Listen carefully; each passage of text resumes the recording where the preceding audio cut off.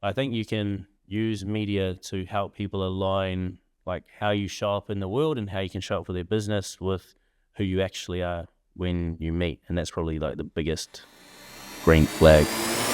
Welcome to the Run and Gun podcast with Sam and Aryan. We're trying to help businesses grow using social media and using just the equipment and knowledge they have. So ultimately, you don't need us. Join us as we welcome guests from all over the creative field to supply value to you, and hopefully you can learn something along the way. Let's get into it.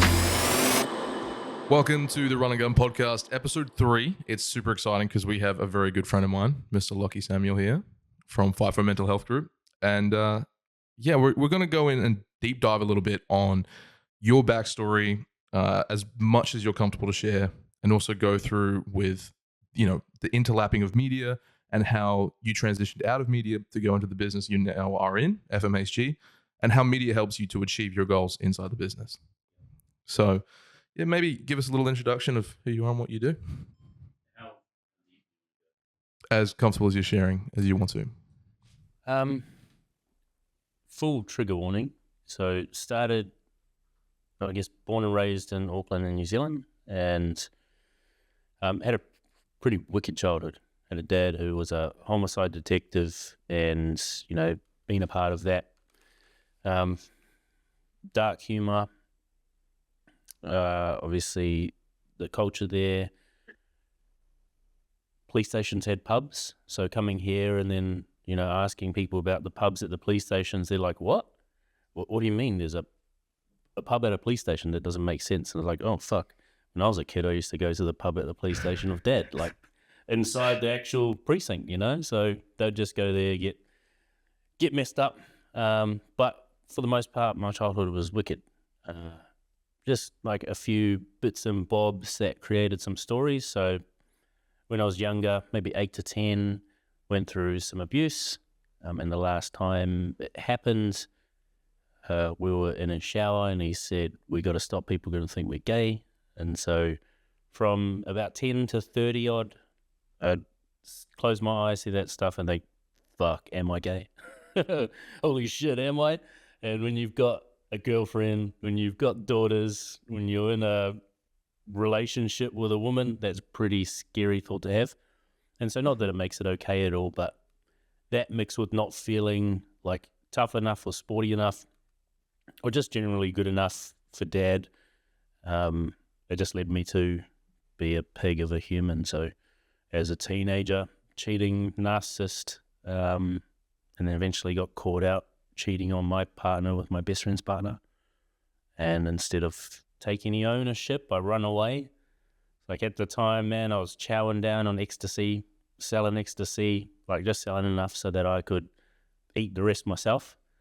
And that got to a point where I was a postie at the time, postie in the morning, personal trainer at night. And so I would wake up, have 2 ecstasy, chomp those down, do my postie run. Halfway through the postie run, I'd stop on the side of the road. This was when Melbourne Shuffle was a thing. So I would stop and put in like Crookers or something like that, or Kid Cudi, Day and Night remix. And I'd get off my postie bike, have a bicky, have a shuffle on the side of the road, and then keep going. And I was still pretty shit as a postie. Like I was the slowest. I was the slowest where I was by far, by like a couple hours. I don't know why, but that's the sort of place I was in. And so I run away from Auckland to like Kalgoorlie of all places. And so with that baggage, I turn up to Kalgoorlie. All of a sudden I'm making squillions of dollars compared to what I was making back home. So as a PT, maybe like $15 to $20 an hour, like working for the gym and doing their sessions for their people. And as a postie, probably about $15 to $20 an hour as well. So go from that to making like 30 odd dollars an hour straight away as a scaffy in Kalgoorlie. And then just with that money and the culture there's only like a few things you can spend it on, which is like drugs, that being like actual drugs or steroids, which were my best friend. Langtrees at the time, so hookers, exchange, gold bar, alcohol, and then not too much else, maybe the gym and food. So I wasted a lot of money, met someone there, and then went through her mental health challenges while I worked FIFO. I didn't have any empathy, so she wanted me to stay home. But like my whole identity was I'm a hard-working FIFO scaff bro. Like hell no, I'm not leaving. I've got my bros, I've got my juice, I can turn up to site. It's 3 weeks of chicken and rice and it's free food and they clean my room and like, bro, this gym's mint. There's no way I want to come home. Like I'm excited to go to camp. And so, yeah, she eventually attempted, which sucks to think I'm the sort of person who let that happen. Then I still didn't go back. That was five days on, 2 days off too, that roster, so decent. And instead of go home, I went 4-1 to a place called Sino. So yeah, not good for the relationship, ups and downs. We split. I went through my own journey with mental health, depression, suicidality, and then yeah, thought I was pretty mint. Like learned how to meditate. I read a book called Self Power or something by Deepak Chopra, and I was like meditating 10 minutes a day while I was in my room at camp, just because I wanted the attention of like one of the PTs there. Like fuck yeah, she's into this stuff. I'll do this. And I thought it would make me rich. Visualization, man, meditate, you'll get rich. Like fuck yeah. So I'll do all that and attention. Woo! And so I did the meditating. Thought I was a guru. I was like, hell yeah, I'm going to teach people how to be mindful. Took another 4-1 at Wheatstone and realized, holy shit, I probably need the most help here. Lost two of our bros to mental health, and then I got evacuated from site for mental health. And that was my last FIFO gig, maybe end of 2017. And it's sort of been a slow grind from there. So from Wheatstone, at the time, I was taking photos. So I was with my GoPro and posting them and thinking I was the best photographer in the world. I was like, fuck yeah, I'm going to take these photos. I'm going to be like whoever there was at the time, maybe Sam Calder or someone like that. That Tyler, what was that? Tyler someone? One in that group as well. Oh, Tyler Oakley? Oh, I don't know. But I was doing that, doing the photography, posting that, the most oversaturated photos you'll ever see. Like, oh my God, just so disgusting when I look at them now. Going on treks, like hikes, and like most of my life was based around, because I bought a camper van too. Like I went out to some bumfuck town and bought this rusted Nissan Irvan camper van, a pop-top one, and it had holes like in the netting and stuff and rusted out, and I still fucking bought it. Like I shouldn't have. When we went to test drive it, literally the wheel come off, and he's like, "Oh, I'll take $200 off for that." I was like, "Yeah, cool, sweet." And I took it, and then we travelled WA, me and my missus, who I didn't want to be my missus at the time because I was single, apparently. Now we got kids. But went and did that, photography, got deeper into photography, learned how to use Lightroom, and then tried videography, and I thought I was mega at the time. I was like, hell yeah, I'm going to go into businesses and do these little short videos. Look back now and they're like so dark, you can hardly see anyone. The music is crap, the transitions are terrible. And I thought I was going to be, the next Sam Calder or someone traveling the world for beautiful destinations. Get real, bro. But I think in doing that, it sort of led to like trying the podcasting stuff. And it just transitioned over, like the skills I learned editing just helped me edit the podcast. And the first video I did was probably just before I got evacuated from Wheatstone. And then when I got evacuated, I was pretty much forced to like launch the podcast because I was too scared to before then. They're like, well, you got nothing else to do, bro. So launched that. The podcast went so well that I got gigs, and that's why I'm doing what I'm doing now. So I would say long story short, but long story long, there you go. I mean, like you've already answered quite a few of my questions I was going to ask you next, which is amazing. I'm premature. Premature? Yeah. Oh. You ask around. So I guess we just move on. 1 minute in heaven. 1 minute in heaven. Oh, no, other way around. Although 1 minute in heaven is better than no minute. 2 minutes. That's my motto. That's what I live by. Okay. Okay.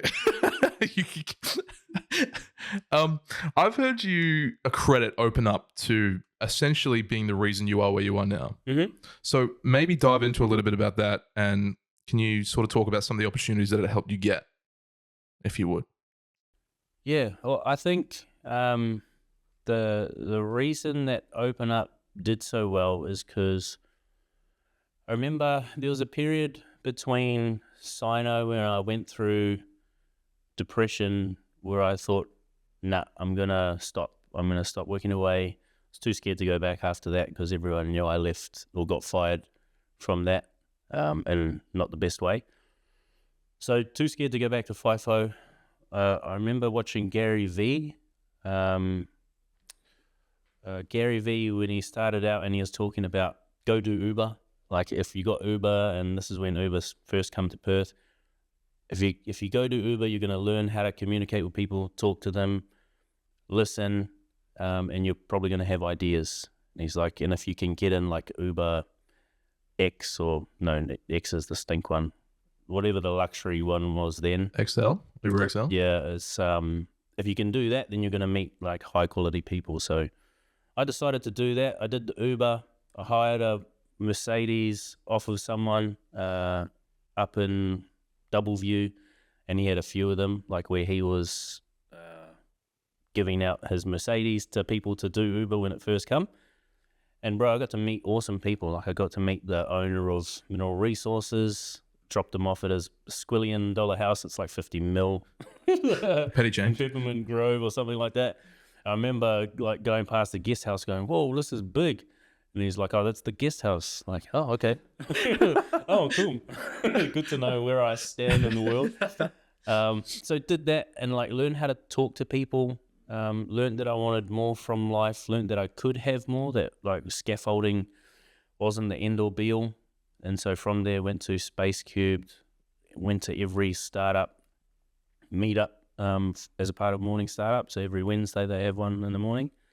Went to those, speed networking, thought I was going to start an app, spent like 75 grand, which is all I had, on trying to build an app with a company called Appstar, who just turned out to be absolute frauds. Wait, so you lost it all, or like yeah, anything? Well, I spent all my money. I spent all my money trying to do that because I thought at the time that's when people were like, you know, build your startup, make $1 billion, and I was like, oh yeah, I can do that, 100%. So I lost that. Good lesson, and then yeah, it ended up dabbling in like photography and all that sort of stuff from there. So from there went to listen to Gary V again. He was like, get into sales, learn how to sell. And so I went to a gym called Bailey's Fitness in Southern River. I go there. Really? Yeah. No way. I go there. Oh my I God. do Muay Thai there. Oh my God, at Pursuit? Yeah, Pursuit. Oh and man, then, yeah. That's so buzzy. One of my friends, Matt Clinch, goes there from our boxing. Oh, that's buzzy. I did not leave there on the best of terms. I run away. So at the time, I'm like still a little bitch. Couldn't have hard conversations. I couldn't say how I felt. I just run from stuff. So I remember going there to learn how to sell.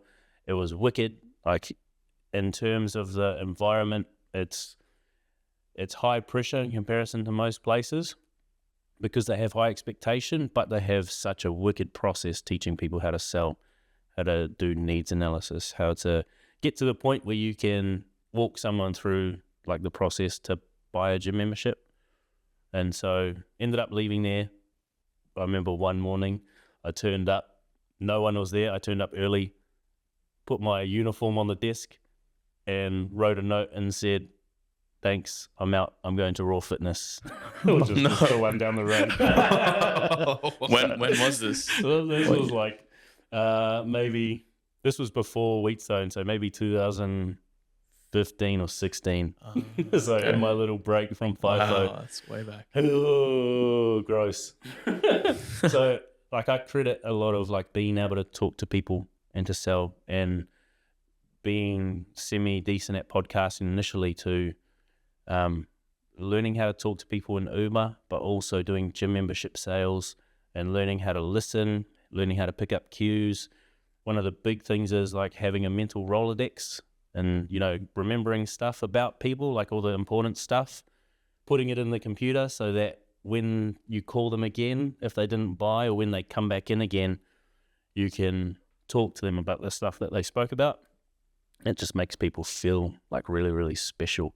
And you create such good relationships with that. So Yeah, because I guess you're kind of tapping into being more human, right? Like you're not tapping into the machine aspect of things, right? yeah, well, how many places would someone go? It's like if you go to a cafe, and you go to a cafe a few times and they're like, oh, hey, man, you still want this sort of coffee? You're like, yeah, fuck yeah, I do. I do. Oh, that's so cool, you remember. Yeah. And, you know, just the same as like when I go to my barista, it's like a drive-through trailer thing. And I turn up and he's like, you want this again? I'm like, no, dude. Like, I come here 3 times a week and you get my order wrong every time. He like does the complete opposite, right? But I still go there because it's convenient. So from like that sales, I think that led to like doing the podcasting and being comfortable doing it. And then the podcasting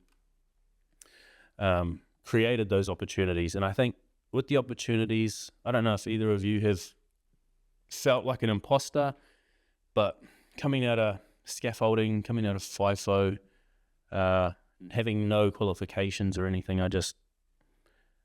I'd go to speak, I'd get so nervous because I was just a scaffolder in my head. It's like, why would I be talking about mental health? Like, why do these people want me here? And so I messed up so many opportunities. I remember Cedar Sports Academy. I don't know if that's still around or something at the moment. They asked me to come in and speak to their group of young people, and I remember invoicing them.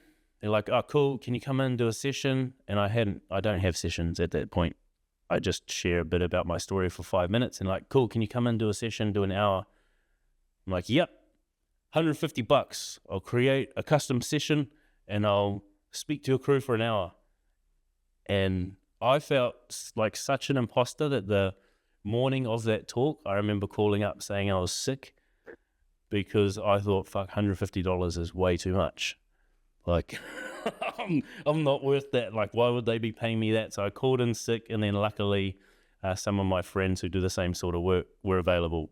They could fill the spot, but I've messed up so many opportunities in the first couple of years just because I didn't feel good enough. I didn't feel worthy. Or like flip side, I undercharged, $300 for a presentation, $150. But over time, I think as you learn, as you connect with people who are 1 or 2 steps in front of you, they give you a good grasp of like what's possible. And just so happened that my partner working in government and waste and water management, one of her friends or colleagues, he was a speaker for Beyond Blue. And so he actually called me up, said, can we meet? And sat me down and said, bro, these are the prices that we all charge. It's like $3,600 for a session. They're like, what? What do you mean? That's like more than 10 times what I charge.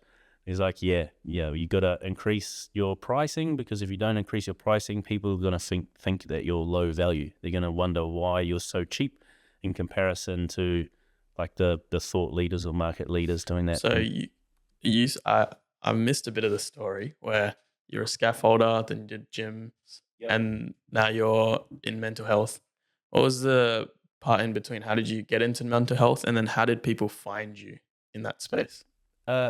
Everything come through the podcast.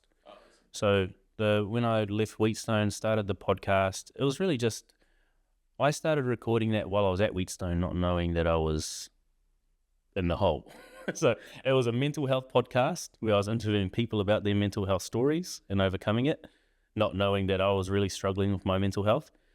So when I left Wheatstone, launched that went really well. I think by the end of the first year, it was like top 10 in Australia and New Zealand, which was unexpected. And then I got to get sponsors, like low value sponsors in comparison to what could have been asking for, but people that just supported it. And because my story was largely about being FIFO and having mental health problems, companies just asked me to come in and speak to their crew. And in doing that, I started studying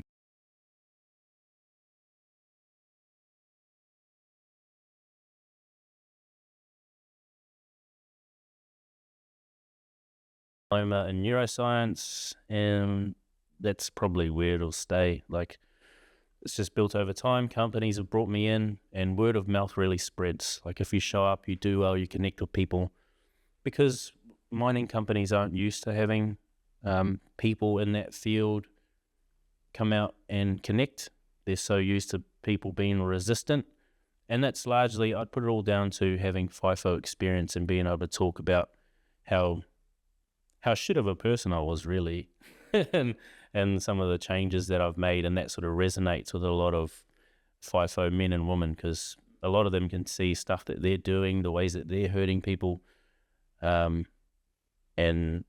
I guess helping people figure out that change is possible opens them up to a space where it's like, oh shit, I don't have to be a prick the rest of my life.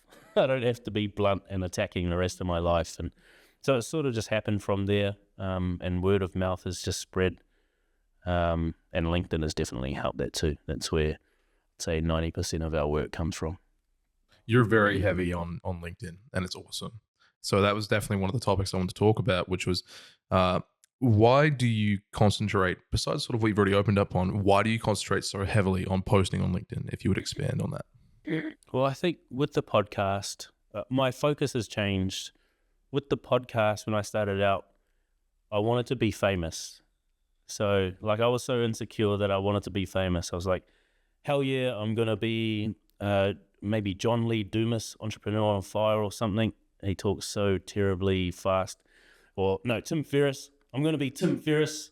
Like, hell yeah. And now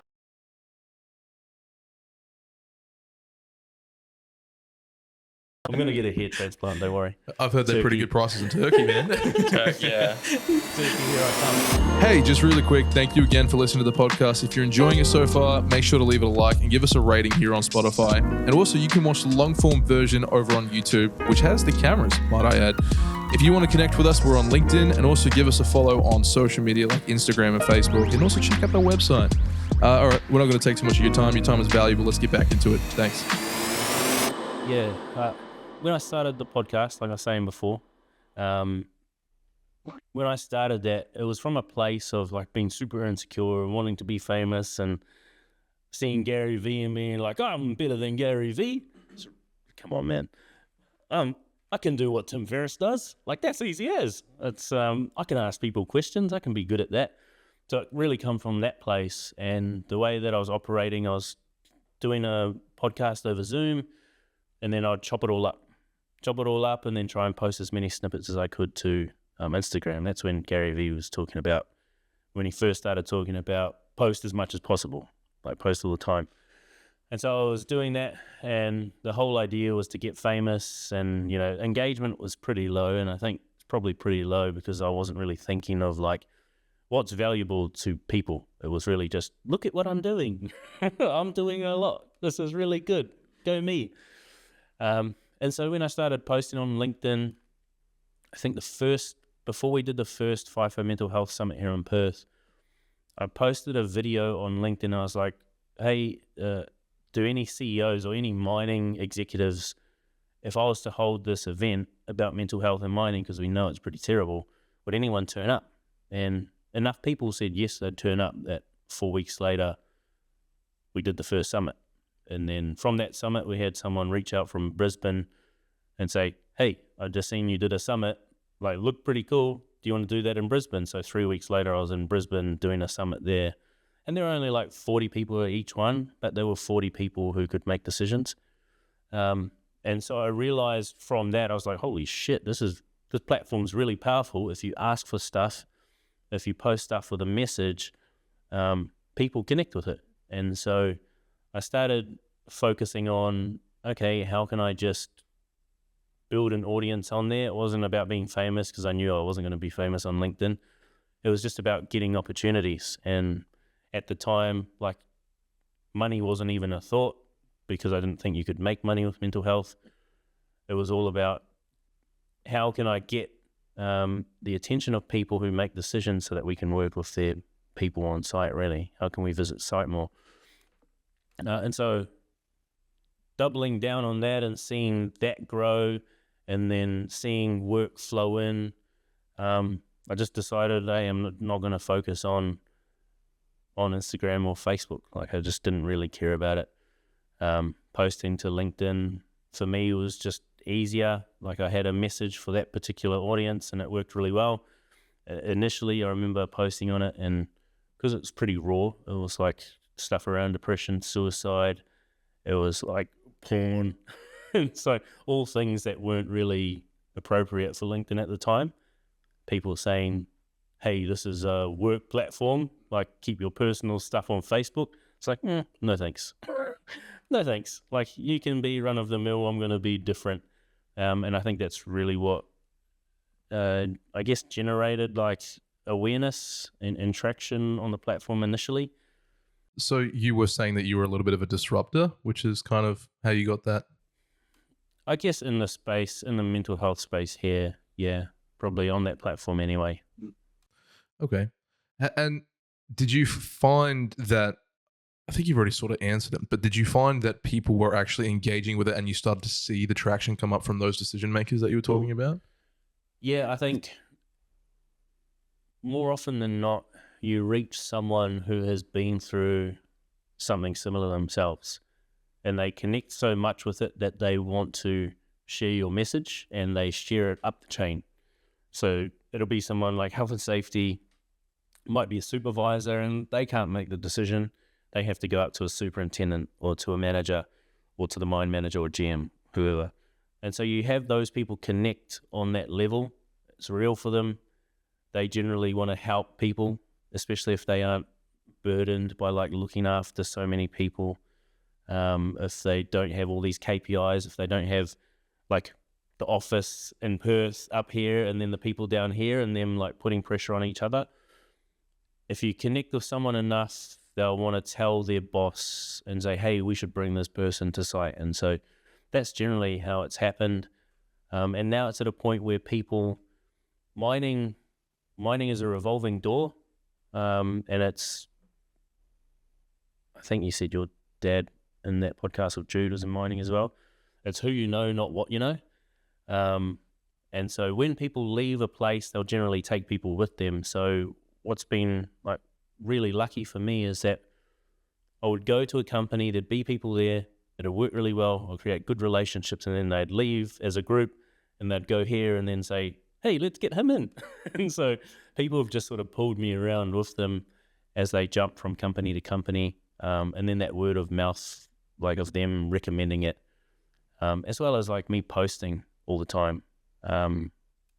Again, going back to Gary Vee, far out. I'm not a super fan, I promise, but he always spoke about document over create, and that's what I've focused on. That's why my focus is heavy on LinkedIn, is because I can literally just go to site, I can do a podcast, I can film, and I can just post photos of everything I do. And because the LinkedIn feed is different, and it'll like 3 weeks later show the same post to the same people. Whenever I bump into people, they're like, dude, you're so busy. And it's like, no, I'm not. Like, I've kept myself at like a max 2 days on site a week. So I'm not that busy. It just looks that way. But that's why I continue to go back to LinkedIn, because it just continually feeds people the same posts.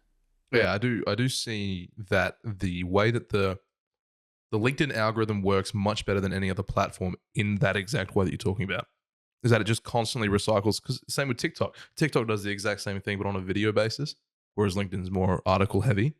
But you will find that even people who have engaged with content on LinkedIn, so let's say I post something and you've liked it, 3 weeks later, it'll still rock up.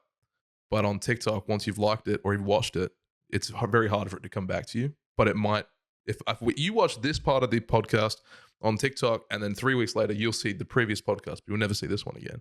I think that's one of the powers of LinkedIn, which is really cool. And on top of that, LinkedIn also tells your friends and your connections that you've liked and commented on this post. So it's just done it for you. Like it's just shown up on there for you, their page as well. That's definitely helped. Like the amount of times we've, even Corey as well now that we're shooting videos with you and he's posting a lot of videos, LinkedIn's a weird place. People like ghost your posts, but watch and consume everything you do. And so the amount of times we've had a meeting with a company and the person we're meeting with goes, man, I love what you do on LinkedIn. I've watched all those videos. And I was like, dude, I haven't seen you like any of my videos. Obviously, I'm not saying that because meow, meow, but I'm like, man, you haven't watched anything. You haven't interacted at all. Like, I would really appreciate the bump up. But they're saying, I consume everything, I love what you do, and that's why we're meeting, and that's why we're giving you this opportunity. So I guess to anyone who's looking at jumping on LinkedIn and you're like, oh, there's not much traction, it's not about engagement on LinkedIn, it's about getting it out there and then showing up in people's feeds. And if you continue to provide value,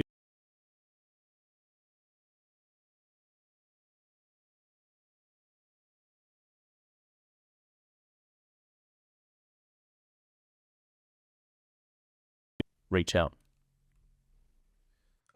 My next question is, from what you've shared, other than sort of what you've just explained, what do you think other business owners might be able to take on and implement?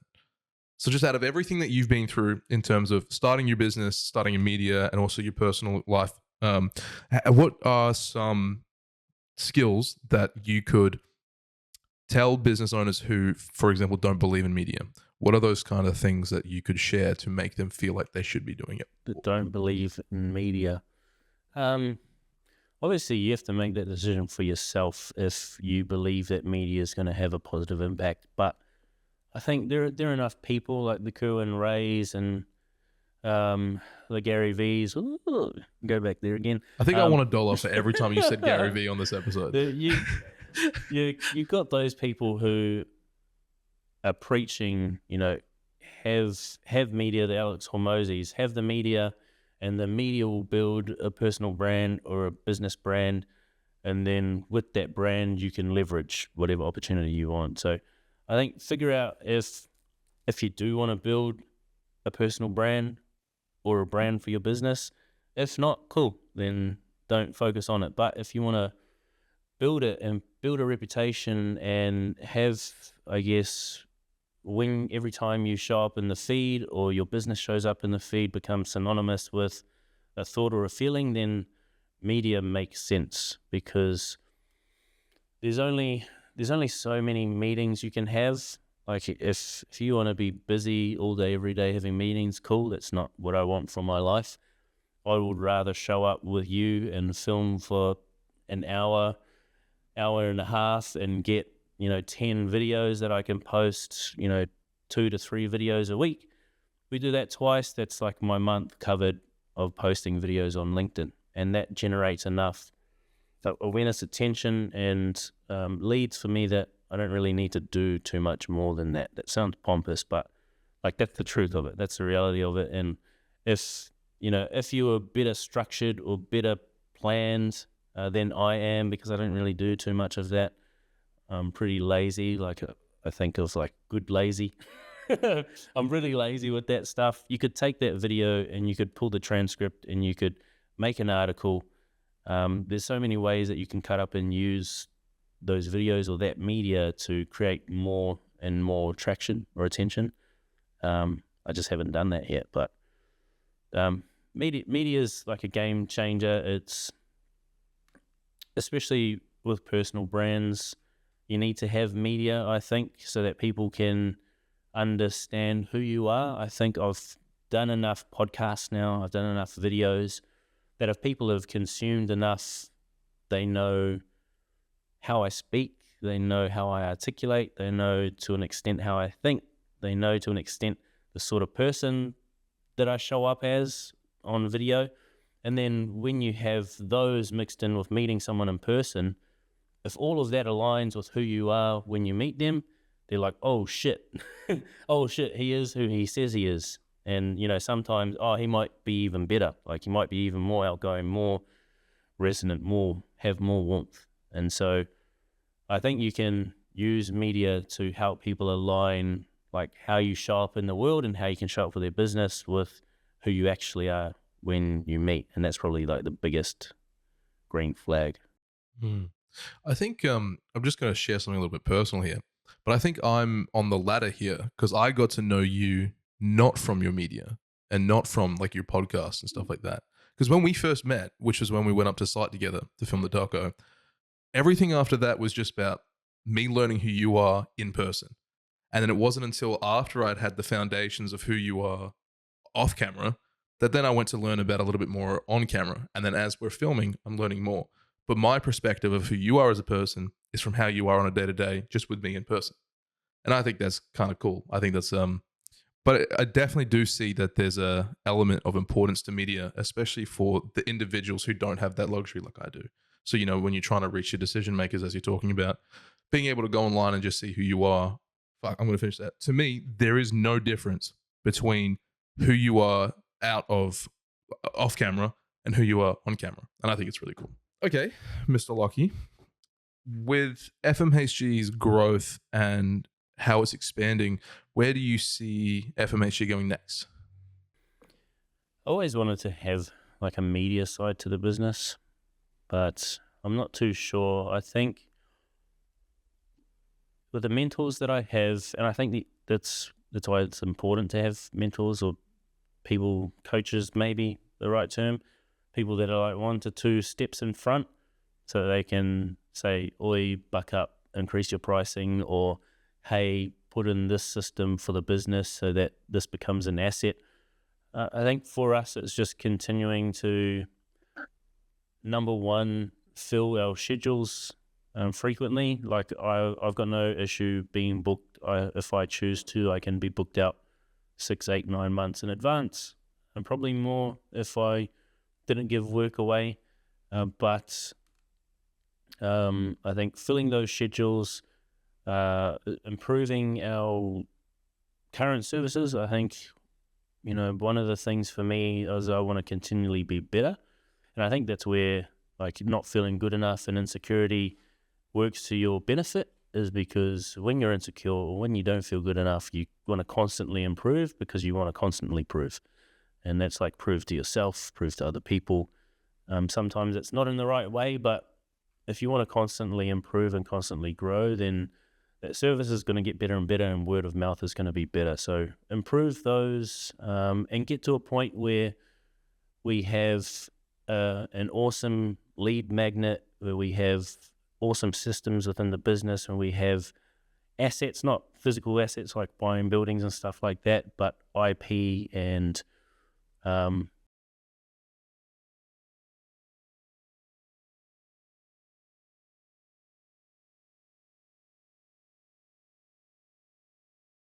it up to be sellable would be the goal. And it's not that the goal is to sell, it's that if we create the business, or if we work on the business and aim for it to be sellable, then we set up assets that are valuable and systems and processes that work to make everything super efficient and to increase revenue as well as profit. So that'll be the focus. Number 1, fill schedules. Number 2, continually improve. Number 3, set up assets and IP to make it desirable to buy.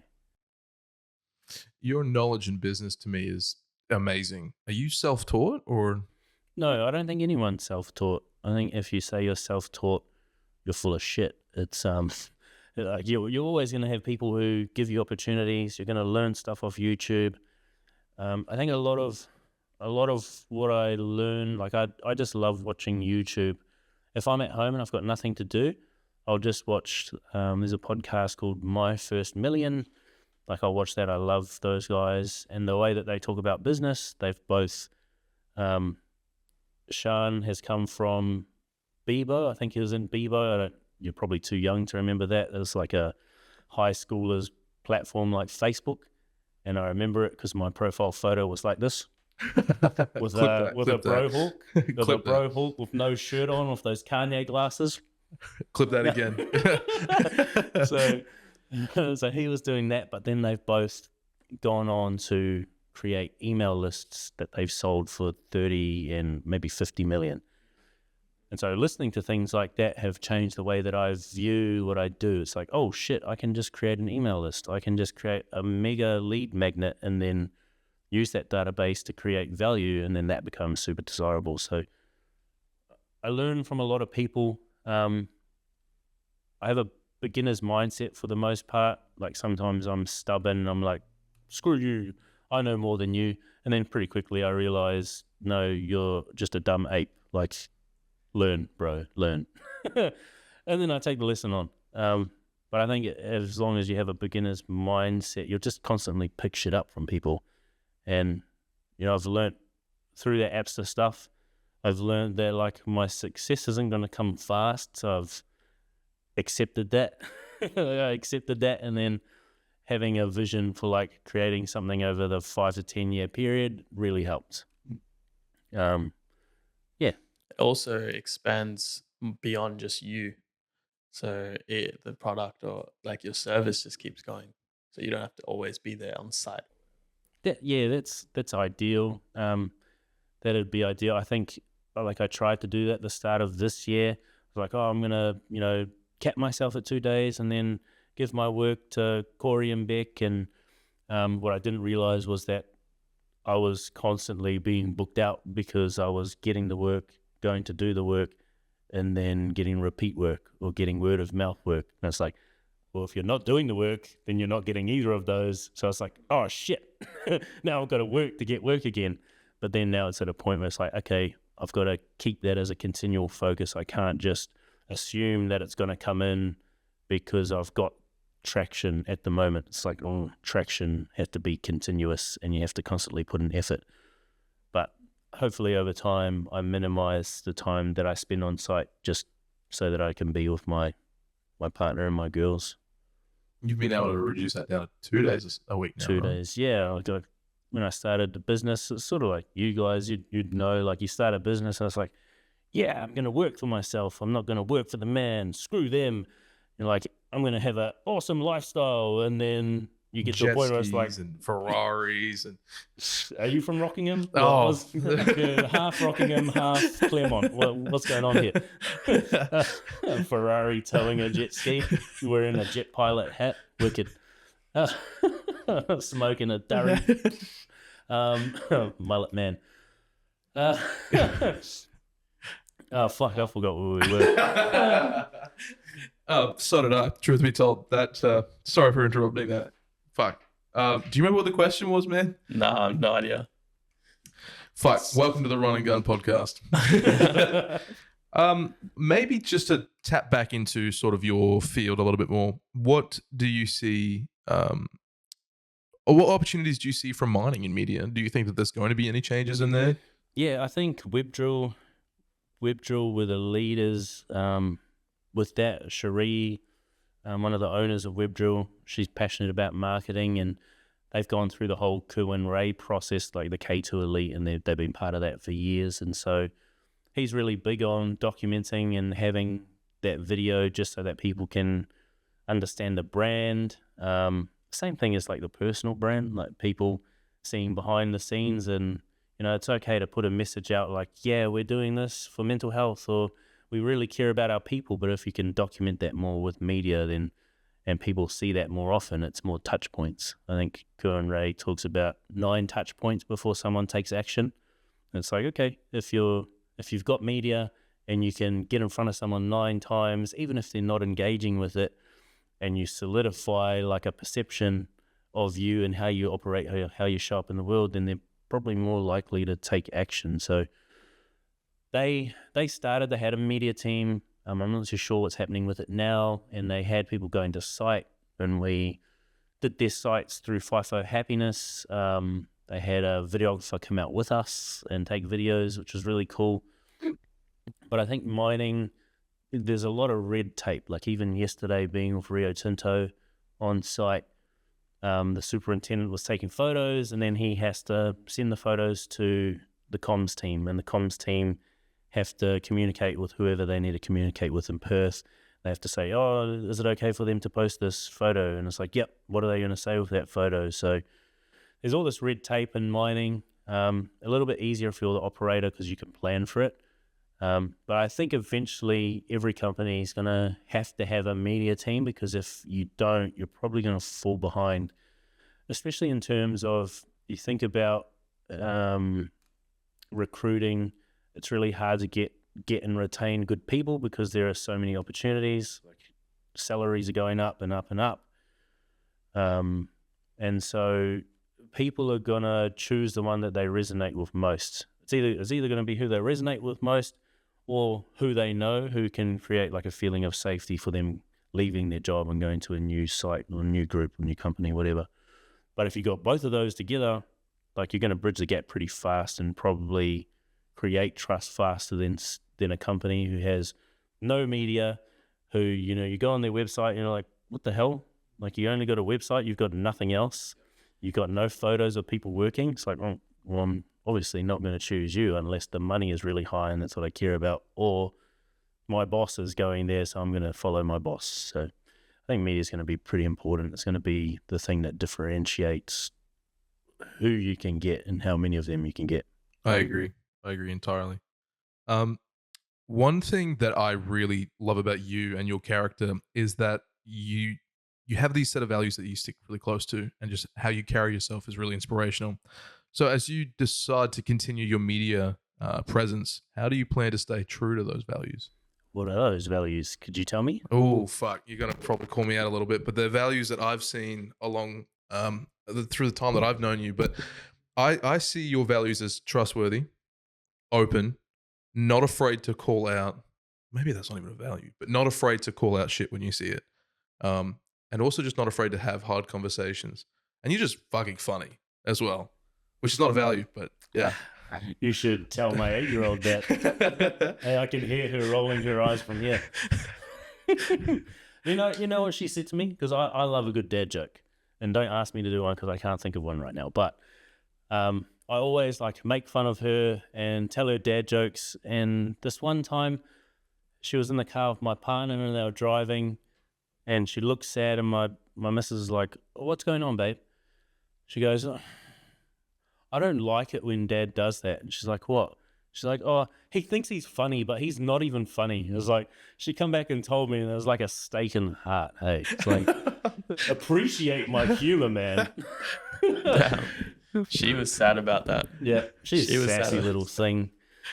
But I feel like my brain is pretty much just like the way I describe my sense of humor is just a bunch of like South Park or Family Guy cutscenes. Like Peter Griffin, where he has like his head goes off and it's like goes to something else. Yeah, that's my brain all the time. But in terms of values, trustworthy, I think like that's a continual process. I've realized I've got drunk a few times and I had this conversation with my partner. It's like, I don't like who I am when I'm drunk because like I've worked so hard to not be the cheater, to be the narcissist, to be the liar, compulsive liar. And it's taken a lot of hard conversations, like owning up to nearly cheating, owning up to cheating, owning up to, you know, I had a friend when I worked at Raw Fitness in Jandakot. It's probably the thing, one of the things I regret the most is he told me something in private, and to fit in with my boss there, I told my boss. And then they had a dispute with Fair Work. And I remember that being used against him when they probably would have won the case, but because I told my boss that to fit in so that he would like me, my friend lost that case and they ended up moving back to the UK because of it. And I remember that conversation being like, fuck, I'm so sorry, bro. Like, it still hurts me to this day.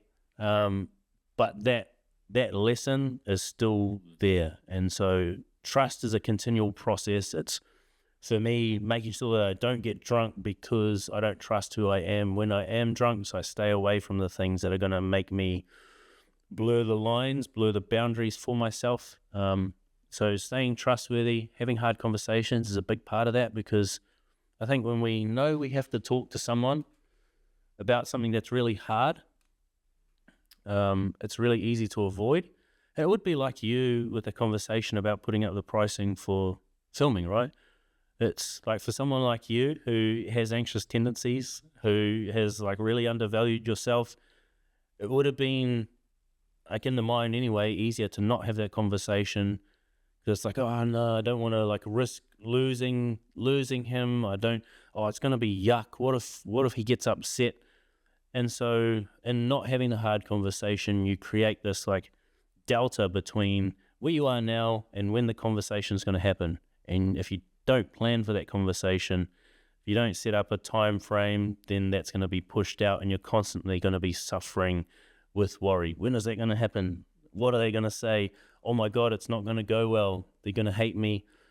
And so by having a hard conversation, you remove that delta, you remove the suffering that lays in that space. And as you do that, you begin to build like this, I guess, confidence in, oh cool, when I say the hard thing, when I hold this person accountable, when I say what I need to say because it feels uncomfortable in this relationship, it generally goes well. It goes better than I think when I mull it over. So that's a continual process. I'm still learning how to like not be blunt in some situations.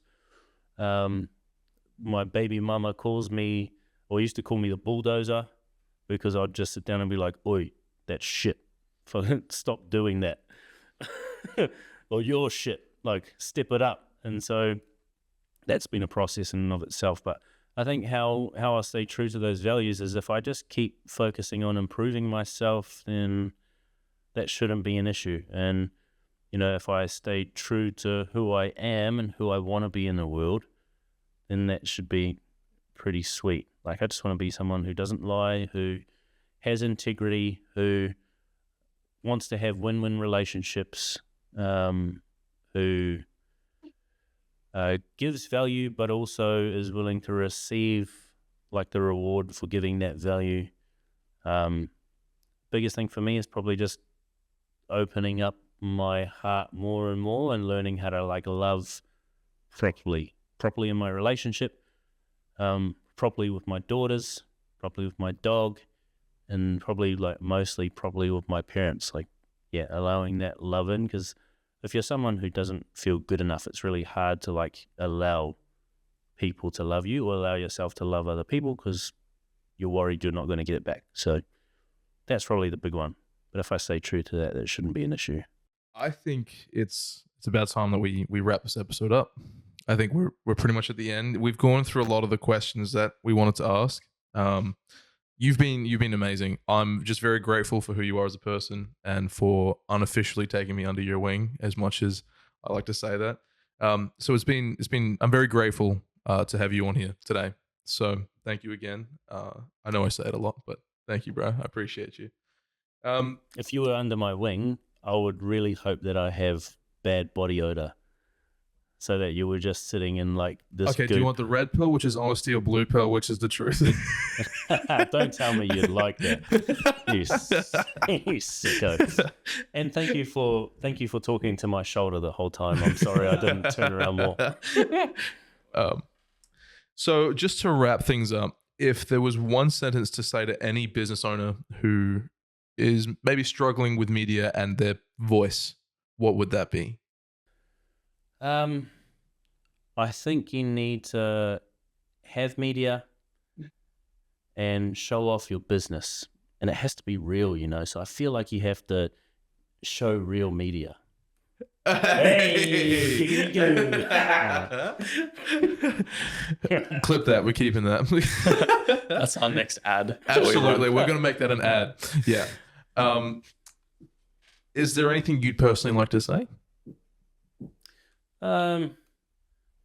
I think make sure you get people who are a couple steps in front, because when you're alone, and I think a lot of people believe that they're alone when they're not. They're just not willing to receive support. They're not willing to have someone help them, because there's a belief for some reason that we have to be the lone wolf and do it ourselves. And if we don't do it ourselves, it's not good enough, or like someone's helped us and it's not as good. But I think like let people help you, be open to receiving support, and above all, probably have a beginner's mindset. Because if you shut down lessons from someone, they're probably going to be less likely to want to help you in the future. And that goes through word of mouth too. You could shut down a lesson from someone because you don't want to be wrong, or because you've realized, oh shit, I've been doing it the wrong way this whole time. And if they feel like, oh, that person's just completely shut me down, they're probably going to mention that to someone else. So yeah, beginner's mindset, receive support, and have someone a couple steps in front to guide you down that path, because there are so many mistakes that you don't need to make that someone can highlight for you before you like venture down that path. Do you have anything you want to say, Aryan? No, I really enjoyed this one. Oh, cool. Yeah. I feel really bad because I've just been sitting like this and I'm like, hey, bro. You're right. Where can people follow you and find out more about you? Follow me on LinkedIn, Lachie Samuel, Lachie Samuel. That's probably it. I've got a podcast that's got like 250 episodes. It's called Open Up with Lachie Samuel on Spotify. Haven't done that for a few years, but there's stuff sitting there that you can listen to. Cool. Thank you very much, brother. Thank you for coming on and being our second guest on the Run and Gun podcast. Oh God, second, yuck. Thank you.